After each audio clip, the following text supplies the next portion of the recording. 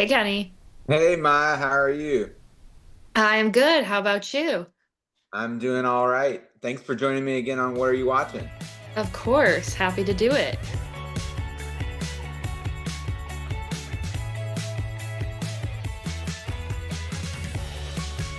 I want to talk to you because this week for a variety of reasons, but the first reason is that my understanding is that you are a resident soccer expert, especially when it comes to women's soccer. Yes, I don't want to say I'm the complete expert, but I do enjoy a game of soccer, especially women's soccer for sure. Yeah, I think the first time I met you, actually, you were leaving and you were like, "Hey, I have to leave to go play soccer," and I was like, "It's That's true. 40 degrees outside." That's So absolutely true.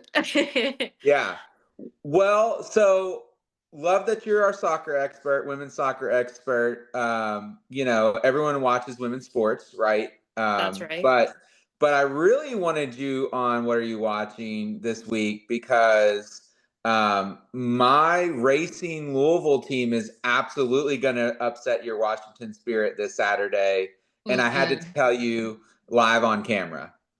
I disagree. I have a lot of respect for the Racing Louisville team. They are a relatively new franchise, so the fact that they're making it into playoffs is huge for them. But Washington Spirit all the way. They're gonna win. They were runners up in the cup last year. They're gonna take it this year. Like that's just a no-brainer.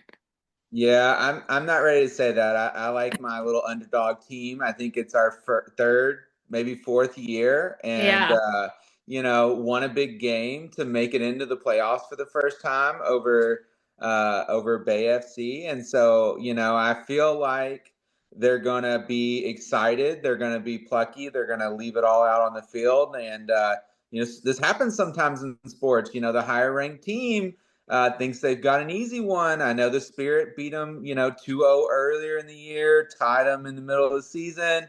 Feels like Racing is going to earn this one, sneak up on them.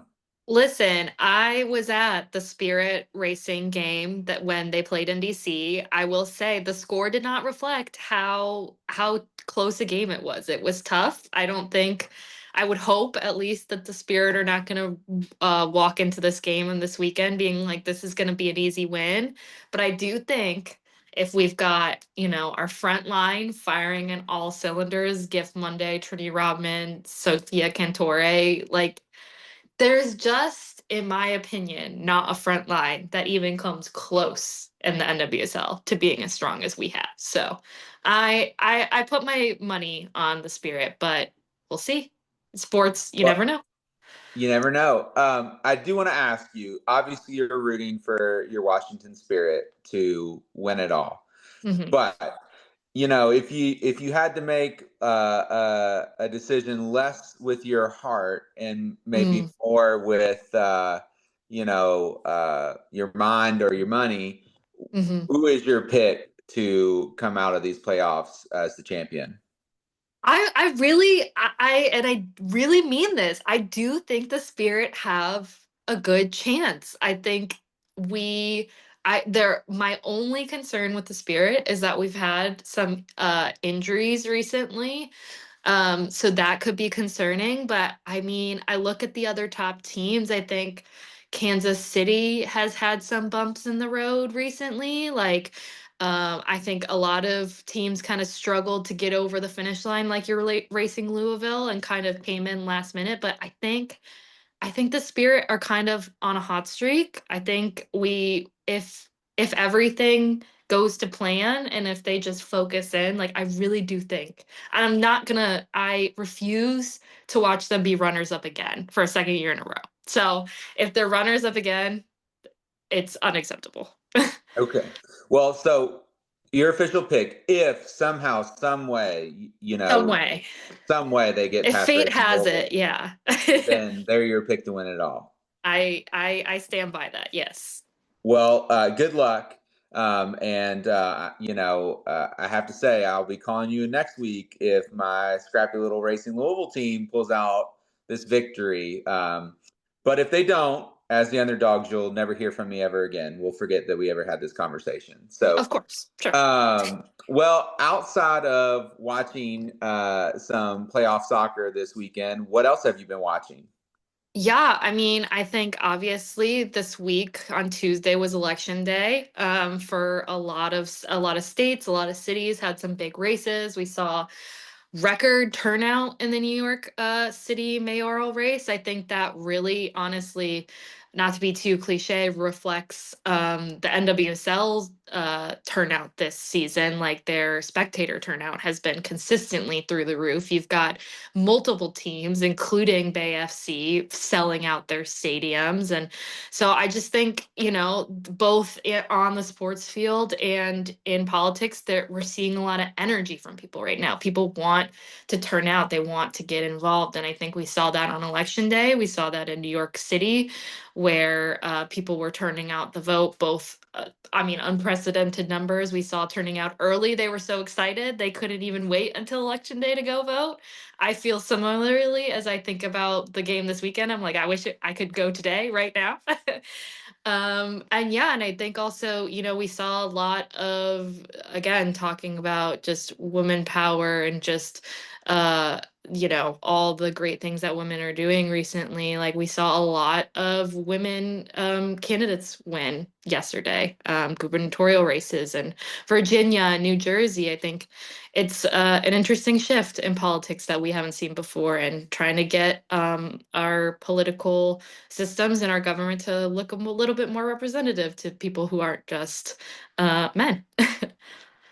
Hey, no, I get it. There's a lot of guys who kind of look like me in government, and we could do with, reducing that significantly. So, speaking of, you mentioned the two governor-elect candidates, Spanberger and Sherrill in New Jersey, but also a lot of down ballot wins for women. A very big upset in the St. Paul, Minnesota mayoral election. Mhm. You know, I know Miami is going to a runoff, but the city of Miami, you have a woman who's, I believe, on the council currently, leading vote getter.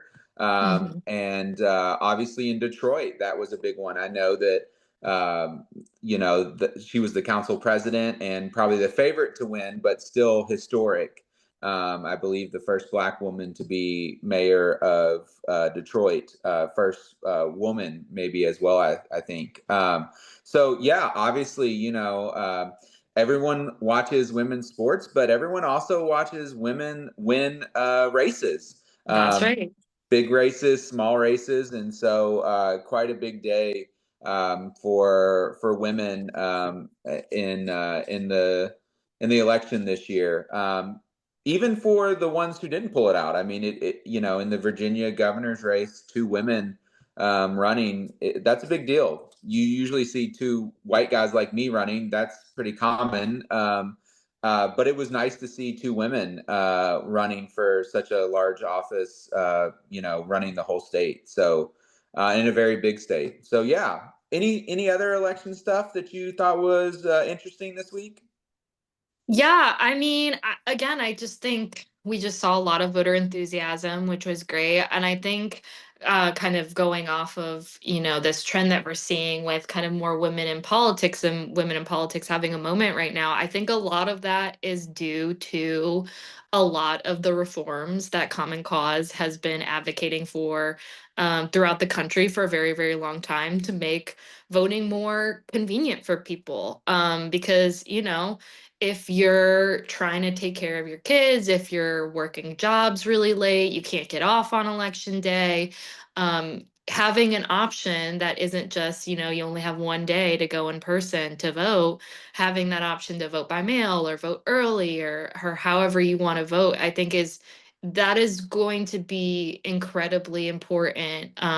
Continuing to advocate on some of those reforms and continuing to expand them to get a more diverse representation of our government. That is how we get there. So I think that's really the big takeaway, that these women, and they're incredible, they're great leaders, but it did come from nowhere. Like we had to make we had to take steps and we had to take a lot of measures to make sure that our electoral systems were able to be voters could participate that in them in a way that made sense for them, and they were able to elect the candidate that they wanted to elect at the end of the day. So I think that's really my big takeaway is I'm glad to see that a lot of our reforms are clearly working, and benefiting the people that we want to make sure that they have their fair representation.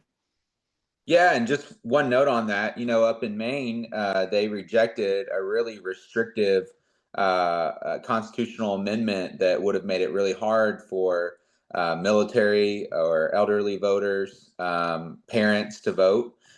So great to see as we hear from the White House and other folks, this push to restrict voting. That the first time that it's on the ballot in this election cycle, a resounding defeat in a place like Maine. So as you know, as we see those pushes in other states like Michigan, it's good to know that voters are seeing through the mistruths. This is not about fairness. This is not about any of what we hear from them. This is really about them wanting to pick and choose who gets to vote, and those who have the most amount of time to vote is really who benefits from these restrictive measures.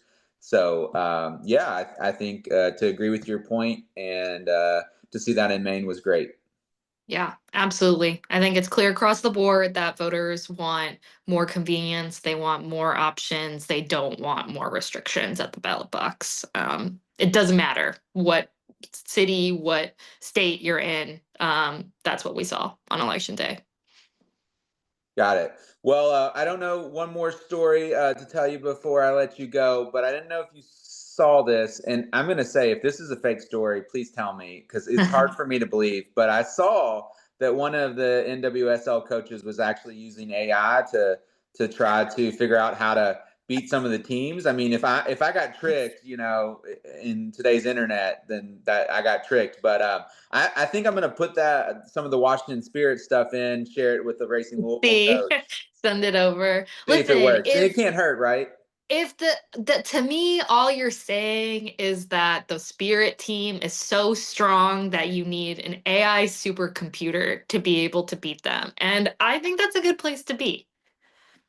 Yeah, maybe. We'll see. Well, good luck this weekend, and I'll talk to you soon. Bye, Kenny. Bye.